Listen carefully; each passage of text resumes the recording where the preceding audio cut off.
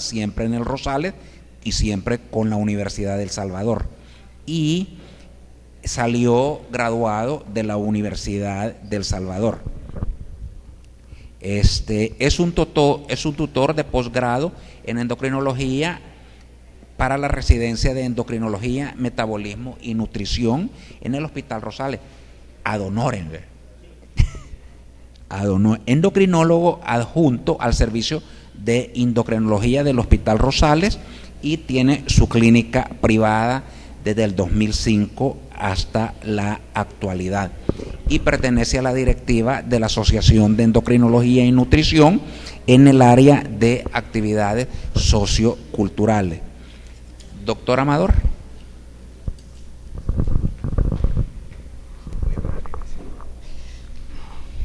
Buenos días, colegas. Vamos a hacer un par de aclaraciones. Como el conocimiento es universal, por eso es que soy doctor ad honorem, porque el conocimiento es universal y hay que distribuirlo. Número 2, celebramos el 14 de noviembre el Día Mundial de la Diabetes porque el primero era antes. Yo estaba de acuerdo que fuera antes del 2 de noviembre para que la gente se asustara y dijera, si sigo así mañana me muero, pero no se puede. Entonces se decidió hacer el 14 porque es la fecha de nacimiento del que descubrió la insulina, ¿verdad? Que es don Banting, y quedó esa fecha para eterna memoria, ¿verdad? Entonces, como los datos abrumadores que existen acerca de la diabetes son demasiados, yo voy a plantearles qué pasa antes de la diabetes, cuáles son los estados iniciales del desarrollo de la diabetes. Y como todas las enfermedades, se van a dar cuenta que casi todas en su mayoría, aunque lo digamos nosotros, ¿verdad?, le pongamos énfasis a la patología, el pueblo no lo cree o la gente no lo cree porque no lo dice un famoso. Pero cuando lo dice un famoso, ¿verdad? Esta publicación fue en un periódico digital, el diario El Mundo, el 5 de noviembre. Entonces dijo Daddy Yankee: estoy pasando por una terrible enfermedad. Daddy Yankee, Raymond Ayala, abrió su corazón y confesó que tiene una enfermedad grave al programa Al Rojo Vivo de Telemundo. Y dijo: tengo prediabetes, estoy luchando con todo esto dentro de mi cuerpo, una dieta rigurosa, muchas cosas desconocidas, siempre tuve mareos, sentía ganas de colapsar, no entendía nada. Después de muchos estudios me dijeron que era serio, dijo el artista. Entonces vamos a hacer un par de correcciones. Número 1, no sabía de que el alcohol lo pone mareado y le dan ganas de colapsar.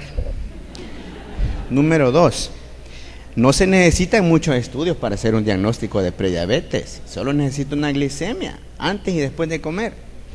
Y número 3, es cierto, es una enfermedad terrible, pero gracias a que Daddy Yankee lo dijo en el programa Al Rojo Vivo, tal vez ahora se le pone más énfasis a la prediabetes, ¿verdad? Tal vez.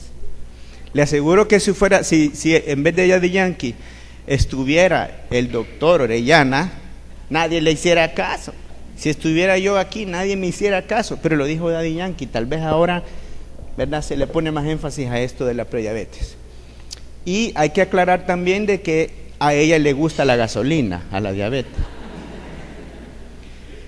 Entonces, debido a que entre todos los factores de riesgo, que no los voy a mencionar, me voy a limitar a precisamente porque es un factor de riesgo para el desarrollo de diabetes, es que el 5 de noviembre, cuando salió la publicación, entonces el doctor dijo, entonces deberíamos de hablar de prediabetes. O sea, Daddy Yankee hizo una énfasis en la patología, y el sábado 5 de noviembre me dijeron: mire, doctor, ¿por qué no prepara el tema de prediabetes? ¿Cómo no? Desde el sábado he estado estudiando para esto. Entonces la OMS la define como una condición metabólica caracterizada por hiperglucemia intermedia que utiliza dos parámetros específicos: la glucosa alterada en ayunas y la tolerancia de glucosa alterada, posterior a la ingestión de una carga de 75 gramos de glucosa anhidra.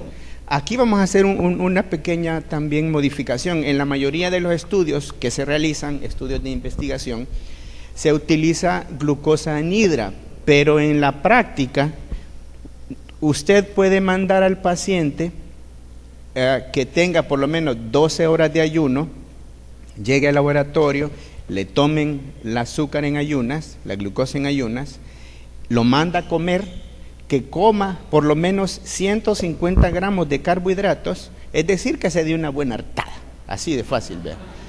Y desde el primer bocado cuenta 2 horas y a las 2 horas va por la segunda toma de glucosa. Básicamente son 2 tomas, pero en los test de tolerancia oral, en donde el paciente llega y se le dan 75 gramos de glucosa anhidra, se toma a la hora. La literatura dice que se debe de tomar a los 30 minutos y a los 120 minutos, es decir, a las 0 horas, 30 y 120 minutos. En los laboratorios lo hacen a las 0 horas, a los 30, a la hora y media y a las 2 horas. Eso es un poco innecesario, basta con hacer a las 0 horas, a los 30 minutos y a los 120 minutos para poder hacer un diagnóstico de prediabetes. Pero esto lo podemos decir que la prevalencia de esta enfermedad en los adultos entre los 45 y 74 años de edad en la población estadounidense, según la última encuesta, anda por el 22.6%. La prevalencia en los chinos es arriba del 50%, pero como están bien lejos, vea, y no entendemos, yo no he podido leer nunca nada escrito por ellos. Y la prevalencia mundial, vea, que es la que nos interesa, que nos incluye los países latinoamericanos, europeos, anda entre el 15 y el 25%. En otras palabras, es más alta la prediabetes que la diabetes en sí. Entonces, para poderla definir, vamos a entender que una glucosa en ayunas normalmente debe de ser menos de 100. Pero si se encuentra entre 100 y 125 miligramos, se hace el diagnóstico de glucosa en ayunas alterada. Y si esto pasa de 126, se hace el diagnóstico de diabetes. Las 2 horas postprandiales se hace, si la glucosa que le tomó a las 2 horas, a los 120 minutos, está entre 140 y 199, entonces se hace diagnóstico de una tolerancia alterada a la glucosa. Si es arriba de 200 y tiene síntomas, ¿verdad?, o una glucosa al azar, es decir, que en este momento o a las 10 de la mañana le toman un azúcar, no ha comido nada, se le encuentran arriba de 200 y tiene síntomas, se hace diagnóstico de diabetes.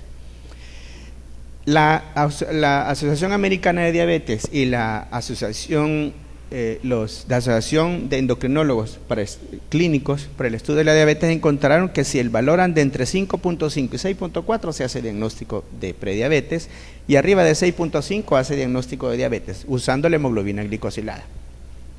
Vaya, pero esto así se mira bonito. Vea, ¿qué pasa cuando el paciente llega a la clínica con los valores? Eso es lo que debemos de ver. Se lo toma en ayunas y le sale de 123, ¿verdad? 30 minutos después tiene 100 y 120 minutos después tiene 70. ¿Cuál es el diagnóstico? Esta es una glucosa en ayunas alterada, ¿verdad? Esto es un parámetro para definir una prediabetes. Pero el paciente podría llegar con 95 en ayunas, con 195 miligramos por decilitro a los 30 minutos y con 175 miligramos por decilitro a los 120 minutos. Entonces esto es una glucosa, una tolerancia alterada a la glucosa. Entonces si utilizamos estos mismos 2 parámetros y encontramos un paciente que tiene 123, 195 y 164 en el tiempo que se describe, va a tener los 2 diagnósticos y siempre se describe como una prediabetes, ¿verdad? Ahora bien, ¿qué es lo importante en esto? Aquí hay 2 detalles. Aquí hay un par de detalles.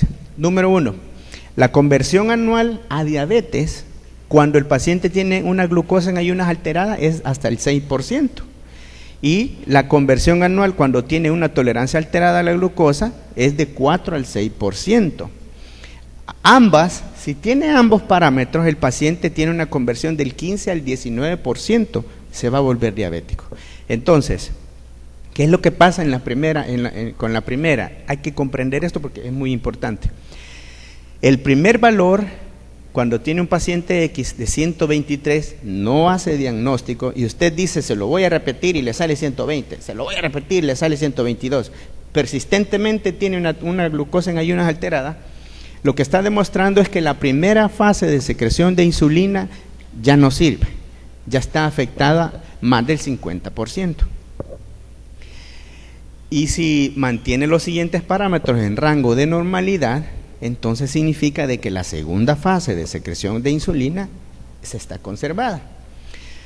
Si el paciente desarrolla una glucosa en ayunas alterada, también va a tener una primera fase afectada, va a tener una dificultad en la depuración de glucosa, va a tener un aumento en la gluconeogénesis hepática nocturna y hay resistencia hepática a la acción de la insulina. Por lo tanto, el paciente va a amanecer con la glucosa alta, porque usted lo dejó 12 horas sin comer, ¿verdad? Se supone que va a estar 12 horas sin comer, pero el páncreas no es que no secrete nada de insulina, el páncreas está secretando insulina para poder inhibir todo lo que el hígado va a hacer durante la noche, para que el valor de azúcar no sea arriba de 126. Entonces, si el paciente amanece con la glucosa alterada y se suponía que no debía de estar así porque tenía 12 horas de ayuno, significa que la primera fase de secreción de insulina no sirve, la gluconeogénesis hepática nocturna no la controla, hay resistencia hepática a la acción de la insulina y hay falta de depuración de glucosa por el cuerpo. Entonces, ¿qué pasa en la segunda fase? ¿Qué pasa cuando amanece bien, pero la segunda fase está afectada, ¿verdad? Las glucosas postprandiales? Significa de que hay resistencia periférica a la acción de insulina y que hay que está alterada la segunda fase de secreción de insulina. Entonces, si el primer valor que se toma postprandial, que es a los 30 minutos, incluso puede ser hasta los 60 minutos, es muy alto, arriba de 195, altísimo, esto nos está revelando, que este paciente a corto plazo va a ser de los primeros que se van a volver diabéticos. Porque quiere decir que la segunda fase no está del todo, más o menos está realmente dañada. Ahora se ha descrito que los pacientes que, aunque tengan valores normales, que tengan una glucosa en ayunas normal, ¿verdad? Le sale de 99 y tienen una glucosa entre los primeros 60 minutos de 135, que está normal, ¿verdad? Se la toman incluso 2 horas después, está en 129, 130, sigue estando normal. Pero se ha descrito que están en el tercer percentil del azúcar y estos pacientes ya tienen por lo menos más del 50% de la función beta celular afectada. Porque la lesión beta celular del páncreas comienza después de los 25 años en todos. Aquí nadie se va a salvar de un problema de azúcar. Nadie. Y a menos que tenga 24 años, que levante la mano o que tire la primera piedra. Después de los 25, normalmente el páncreas se empieza a deteriorar. Entonces, pero para esto vamos a encontrar que hay pacientes que tienen un índice de masa corporal alto, que tienen una circunferencia abdominal alta, ¿verdad? Y que están incrementados en edad. Entonces el problema se va incrementando o se va deteriorando desde el menor al mayor. Es decir, que arriba de los 40 años, que es en donde más comienza el inicio de la diabetes, es cuando también se comienzan los problemas de prediabetes. Si tiene un fenotipo de bajo riesgo, que son estos pacientes que están gorditos, ¿verdad? Tienen un perímetro abdominal elevado, están ya prediabéticos, pero están jóvenes, tienen unos 30, 25 años, 26 años, tienen un fenotipo de bajo riesgo. Estos pacientes, si hacen intervenciones en el estilo de vida, el 67% de todos ellos van a restaurar van a tener una respuesta normal a la glucosa. Pero si es un paciente de riesgo alto, que tiene 46 años o 47 años, como algunos de los muchachos por aquí, tiene ya una glucosa alterada, ¿verdad? Postprandial, ya tiene una falla en la secreción de insulina, ya tiene resistencia a la insulina, o ya tiene un hígado graso. Ese es un fenotipo alto de diabetes o prediabetes, y solamente el 31%, a pesar de los cambios en el estilo de vida, van a restaurar la glucosa. Entonces hay un gran porcentaje que se va a mantener prediabéticos y luego va a pasar a ser diabéticos. Entonces ahí vienen las preguntas, pero ¿por qué? ¿Por qué si al paciente lo mandaron a hacer ejercicio, perdió peso, hizo todo lo que debía de hacer, siempre va a mantenerse prediabético, y alguno va a pasar a ser diabético? ¿Por qué? Entonces hay muchas de las cosas que tiene que ver la genética que todavía la ciencia no ha logrado descubrir, pero entre las descripciones que se han dado es que si un paciente con un peso normal, ¿verdad? Peso normal, pero ya prediabético, va a presentar la mayoría de los fenotipos que se los presento aquí. Va a tener una resistencia a la insulina hasta de un 36%, ¿verdad? Va a tener una falla en la producción de insulina hasta de 80 y algo %. O sea, es elevadísimo. Va a tener una obesidad visceral el 20%, porque tiene un peso normal, se supone, tiene un peso normal. Así están la mayoría de ustedes, ¿ve? O el hígado graso va a tener un 11%, ¿verdad? Y un porcentaje que es el 13%, si no me equivoco. Permítanme que la edad ya no me deja ver bien. Sí está borrosa, perdonen. El 13% de estos pacientes no van a tener ningún fenotipo anterior, es decir, no van a tener resistencia a la insulina, no van a tener falla en la secreción, ni resistencia a la insulina, ni hígado graso, ni obesidad, ¿verdad? No van a tener ninguna de estas características, pero solamente el 13%. Si aumenta de peso y se pone así, ¿verdad?, con sobrepeso, más prediabetes, van a encontrar que la resistencia a la insulina, miren cómo se incrementa de 36 hasta el 62%, solo con haber aumentado unas libras. Va a tener una secreción alterada, ¿verdad?, hasta de un 75.8%. La secreción, el porcentaje de secreción se reduce, es decir, que no se ve tan afectado. ¿Pero por qué? Porque aquí es cuando el páncreas empieza a claudicar. Entonces la secreción al inicio trabajaba al 100%, ahora ya viene bajando menos, ¿verdad? La obesidad se incrementa hasta el 62%. Y hígado graso van a tener hasta el 46%. Y de los que no van a tener ninguna característica, solo son el 8%. Ahora, si se pone así, ¿verdad?, que ya está en obesidad, la resistencia a la insulina se incrementa, venía de 36, 65 y pasa hasta 84%. Hay una marcada resistencia a la insulina. Hígado graso va a pasar 11, 46, 70%. La obesidad visceral va a ir avanzando de 20, 62 hasta el 92%, es decir, todo el tejido adiposo se va para el abdomen. Y todos van a tener algún fenotipo, nadie se va a librar si es que se vuelve obeso. Y la secreción de insulina se incrementa ahora hasta el 81%, es decir, es el último empujón que trata de hacer el páncreas para compensar la necesidad de insulina. Después de este punto, la mayoría claudica a volverse diabético.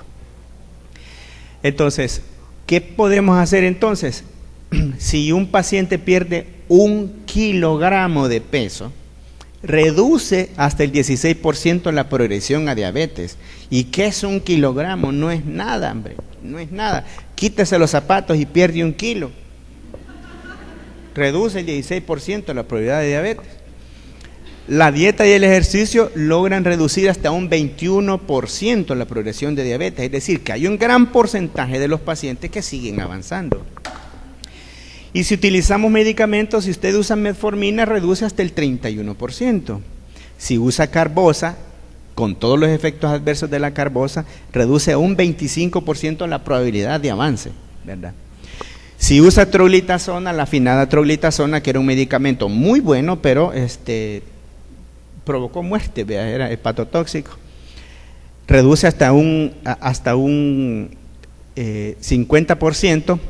Si usa Orlistat, ¿verdad? Que incluso hay anécdotas de un presidente panameño que está utilizando Orlistat y en un avión dijo, ahí tengo un airecito aquí mal puesto, y aterrizaron porque dejó un airecito en todo el avión terrible, ¿verdad? Porque el Orlistat hace eso, el paciente defeca grasa. La rosiglitazona reduce hasta en un 60% y en la pioglitazona reduce hasta un 82%. Se oye bonito el usar pioglitazona, wow, o sea que 82% reduce la progresión a diabetes. Lo que no escriben aquí es que hay que utilizar 45 miligramos de pioglitazona para hacer esta reducción. Eso es como que esté tratando una diabetes, pues. Y los efectos adversos relacionados a la pioglitazona. Si se manda a operar, dice ya no aguanto con esta obesidad, reduce hasta en un 75% y los primeros 2 años va a ver que hay un 23.4% y los siguientes 10 años hay una reducción del 16.1%. Entonces, teniendo todos estos datos, decimos, ¿qué es lo que dicen las guías? Bueno, si usted está prediabético o tiene un síndrome metabólico, hay que hacer cambios en el estilo de vida, ¿verdad? Hay que tratar los otros factores cardiovasculares asociados, que básicamente los pacientes que desarrollan mayores eventos cardiovasculares son los que tienen la tolerancia alterada a la glucosa. Amanecen con glucosa normal, pero la tolerancia tienen 195, 180. Ellos son los que desarrollan la mayoría de las complicaciones. Entonces, si hacen pérdida de peso, si le da manejo a las modificaciones de los factores de riesgo, ya sea que maneje la dislipidemia, la hipertensión, algunos de ellos podrían progresar a una glicemia normal o progresar a una franca diabetes. Pero si usted decide utilizar tratamiento, lo que está descrito son estos medicamentos, metformina, carbosa, glitazona y los agonistas de los receptores de GLP-1. Si funcionan, se mantiene, ¿verdad? Pero si no funcionan, los más inocentes, primero metformina y acarbosa, y si no funciona, entonces pasa a utilizar glitazonas o agonistas de los receptores de GLP-1. Pero si está utilizando agonistas de los receptores, es que ya está tratando una diabetes. Entonces, ¿qué es lo que dice la literatura? ¿Cuál es el número necesario a tratar? En el estudio, en el TPP que se hizo en los Estados Unidos, hay que tratar 7 pacientes por un periodo de 3 años para que uno no se vuelva diabético. Pero en el estudio finlandés hay que tratar 7.7 pacientes por un periodo de 4 años para que solamente uno no se vuelva diabético. Entonces, ¿es desalentador? No, no es desalentador.